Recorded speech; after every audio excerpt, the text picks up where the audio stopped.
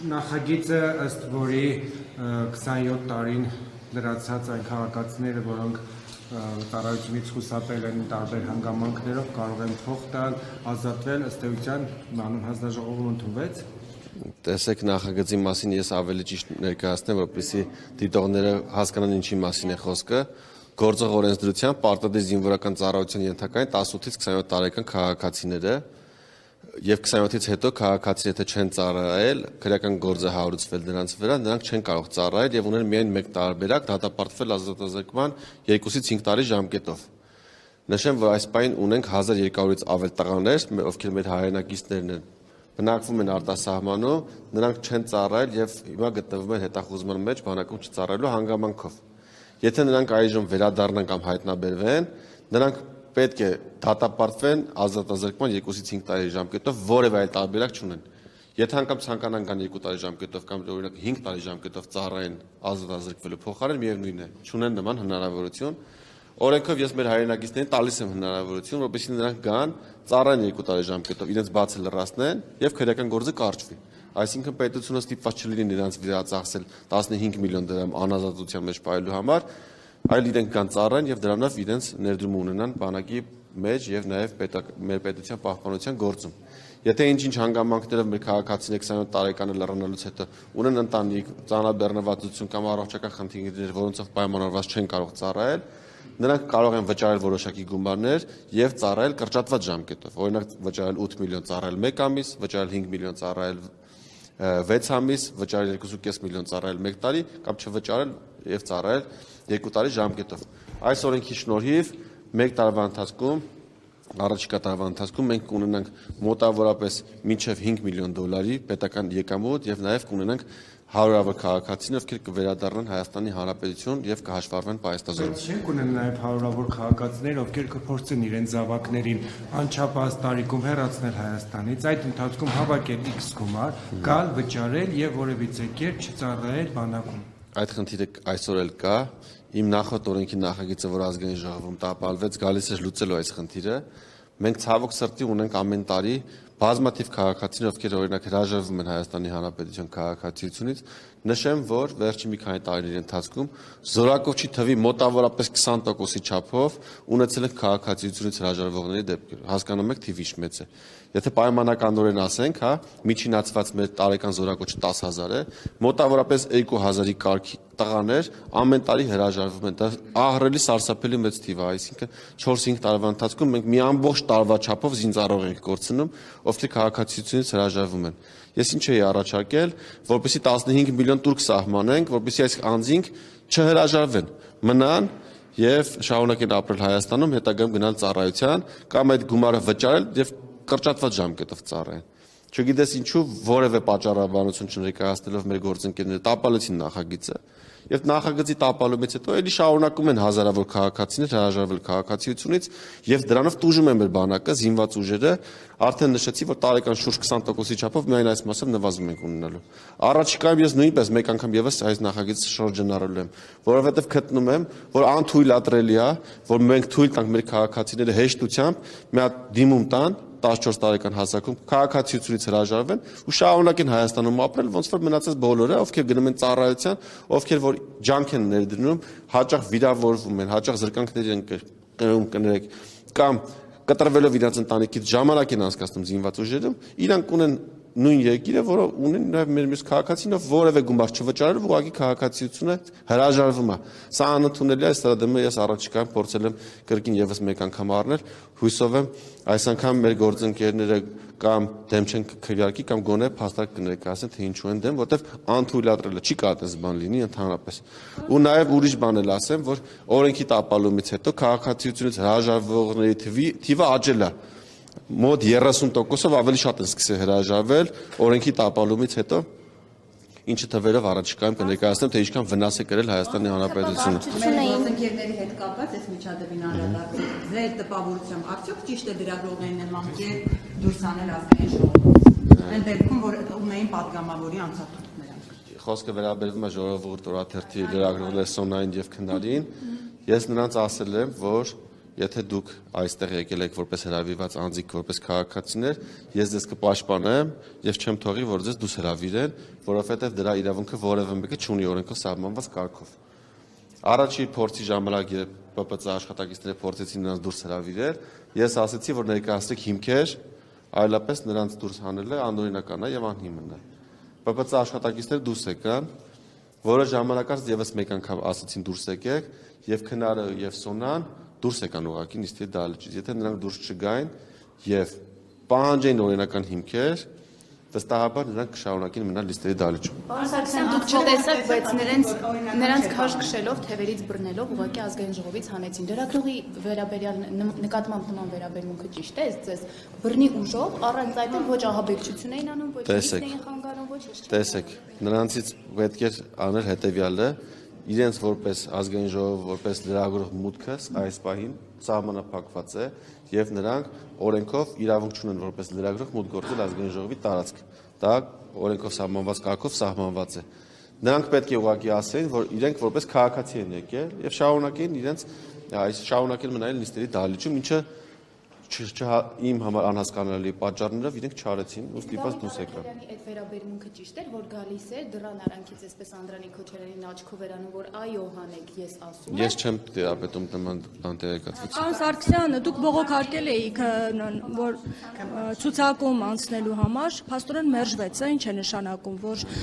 ամեն դեպքում որոշում կա եւ դա չի պես քննարկվում։ Սահմանված կարգով, որպես քաղաքացիական պայմանագրի կուսակցության անդամ, որպեսզի ընդգրկվեմ, ինձ հնարավորություն ընձեռվի ընդգրկվել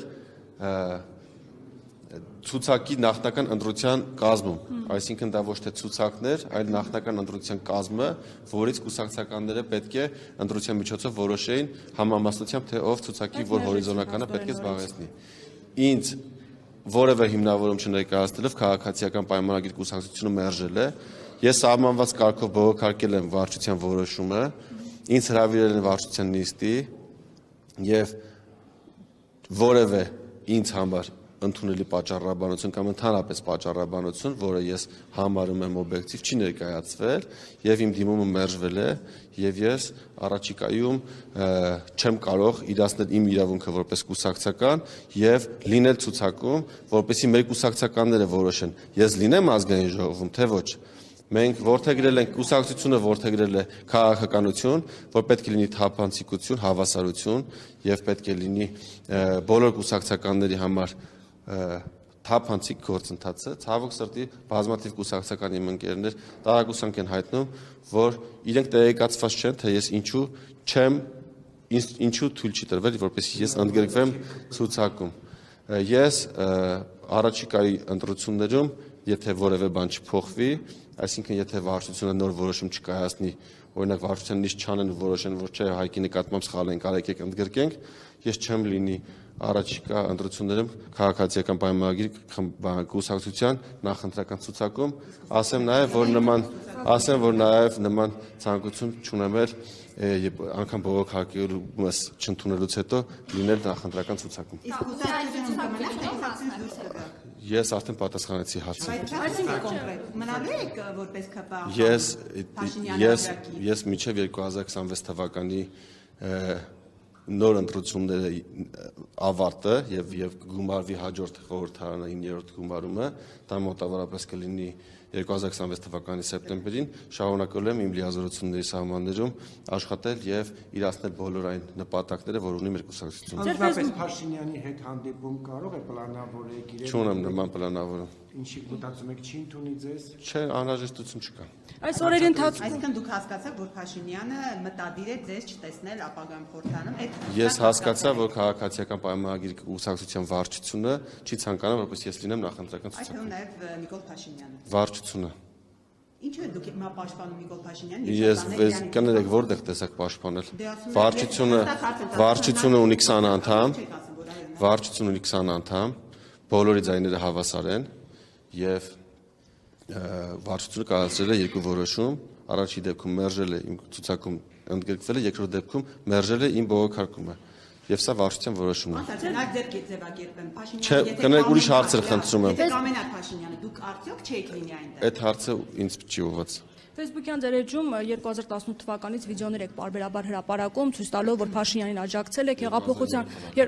2007-ից, բայց մասնապես նաև 2018 թվականի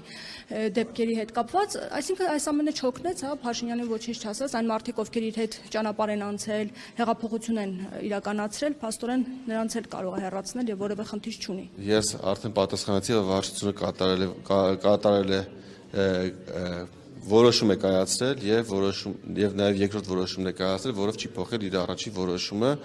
թե ով ինչով է առաջնորդվել, կարող եք այդ հարցը ուղղել վարչության անդամներին։ Ինչ բացատրություն ունեք, որովհետեւ հիմնականում ասում են, որ ձեր շուրջ ստեղծված այս աղմուկը պայմանավորված է այն մարդկանց հետ, ովքեր որ քրեական ենթամշակույթին են պատկանում եւ դուք նրանց հետ ջերմ հարաբերություններ ունեք։ Խնդրեմ, որ նման բան ասում, որևէ հիմնավորում ներկայացնի։ Լուսանկարներ է տարածվել ձեր եւ Չաղրուստամի։ Ես որևէ քրեական ենթամշակույթի հետ երբևէ կապ չեմ ունեցել։ Բայց ընկերներ ունեք։ Ես չունեմ նման ընկերներ, ես որևէ ընկեր չունեմ, ով հանդիսանում է քրեական ենթամշակույթի բարձրագույն կարգավիճակ ունեցող անձ, այսինքն քրեական հեղինակություն կամ օրենքով գող, չկա նման բան։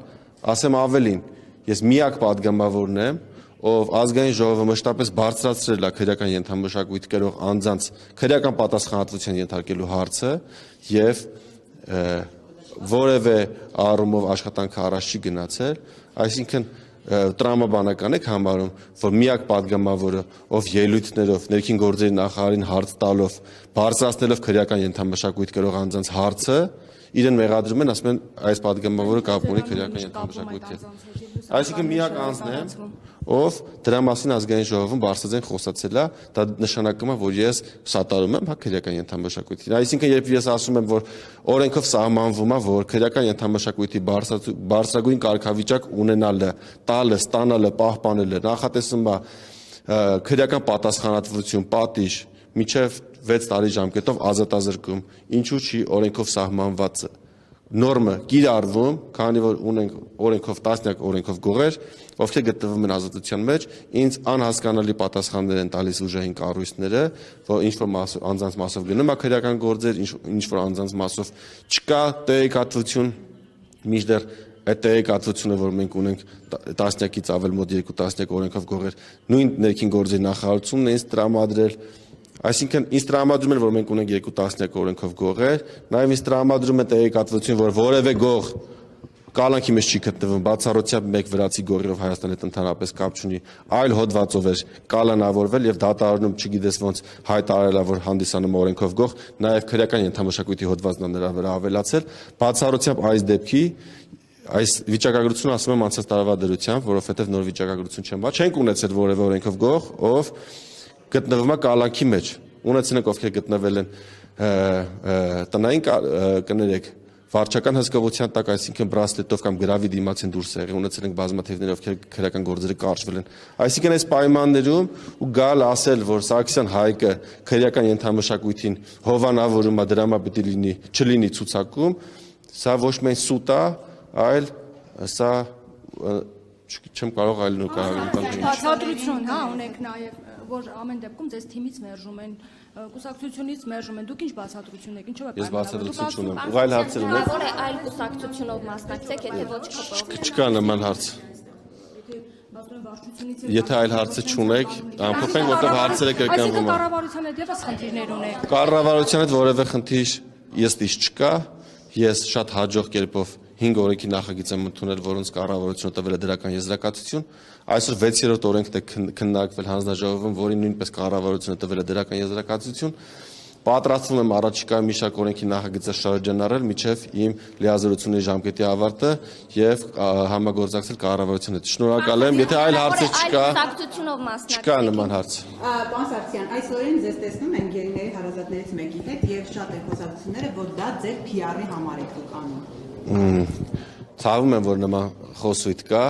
բայց նաև օբյեկտիվ է, որ կարա նման տպավորություն ձևավորվի, որ Սարգսյան Հայկը որոշել է PR անել սեփական անձը, նշեմ, թե ինչպես է եղել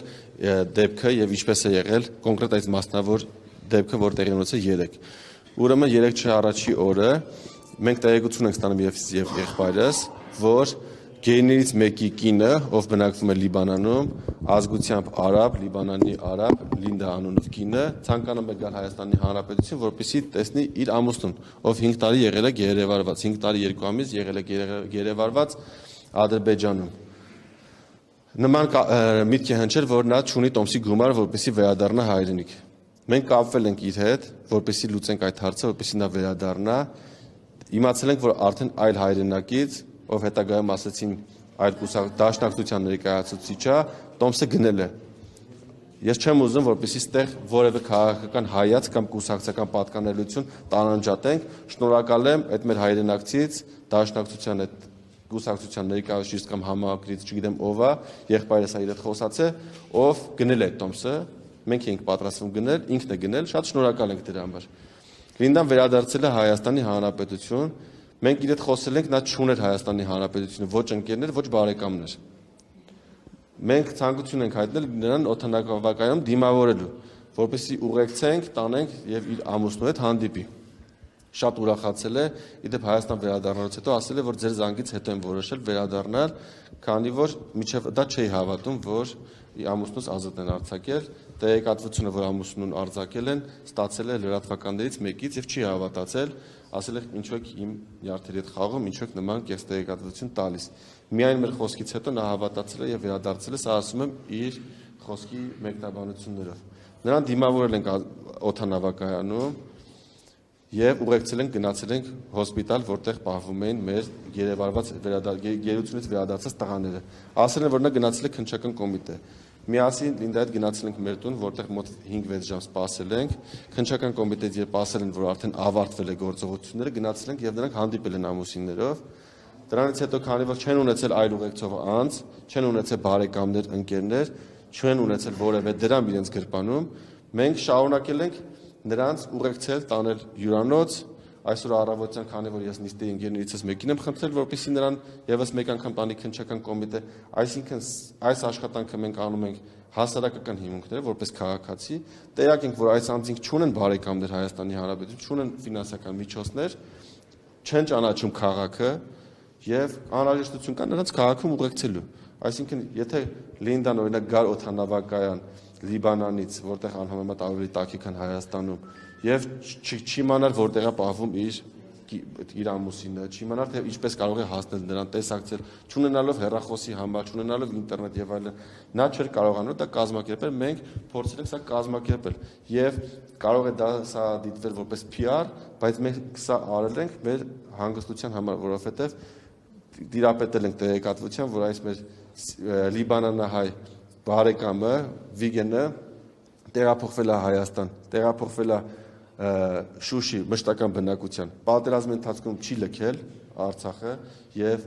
որպես քաղաքացիական օգնել է, պատգարակներ է տեղափոխել, վիրավոր անձանց է տեղափոխել, միջև վերջի օրը մնացել է։ Ու ինքը մեր երկրի ծառայություններ է մատուցել։ Ու այսօր ժամանակն է, որ մեր երկրի գերությունից հետո մեր քաղաքացիները իդեպ ասեմ շատ քաղաքացիներ գրում են ու պատրաստակամություն են հայտնում մեր քաղաքացիներին այո օգնելու ֆինանսապես կամ հյուրանոցի հարց լուծելով կամ այլ միջոցներով ուզում եմ ասեմ սա ընդհանուր բոլորի սրտով է ու այս աշխատանքը մենք պետք է անենք նրանց մենակ չթողնենք։ Դուք ինչպես եք վերաբերում այն հանգամանքին, որ Թուրքիայի արտգործնախարարը աջակցություն է հայտնում Փաշինյանին ընտրությունների այս նախաճաշին։ Նման տեղեկատվություն չեմ տիրապետում, չեմ ցանկանում մեկնաբանել, չեմ կարդացել։ Այլ հարցեր ունեք։ Ծառայության վերաբերյալ, տեսեք, նրանք ովքեր ինչ-ինչ պատճառներով հետաձգվել է ծառայության մեկնումը, հիմա եթե այս նախագծով նրանք զորակոչվեն բանակ, ստացվում է ծառայելու են 1.5 տարի 2-ի փոխարեն։ Ոչ, իմ նախագծի շահառուները ծառայելու են 2 տարի ժամկետով, քանի որ օրենքի շահառուները 1999 թվականին կամ 2000 թվականին ծնված քաղաքացիներն են, եթե նրանք սահմանված կարգով գնային ծառայության, պետք է գնային 2018 թվականին, իսկ 2018 թվականին գիտենք, որ ծառայությունը 2 տարի ժամկետով էր, այսինքն իրենք պետք է լրացնեն այն բացը, որը թողել են։ Իսկ այս նոր համազգեստի վերաբերյալ ինչ դիրքորոշում եք արձակել։ Չեմ ուսումնասիրել, չեմ կարող դիրքորոշում հայտնել այս բանը։ Փաշինյանը գոհունակություն էր օրինակ հայտնել տարածել էր նմուշները։ Ես չեմ տեսել։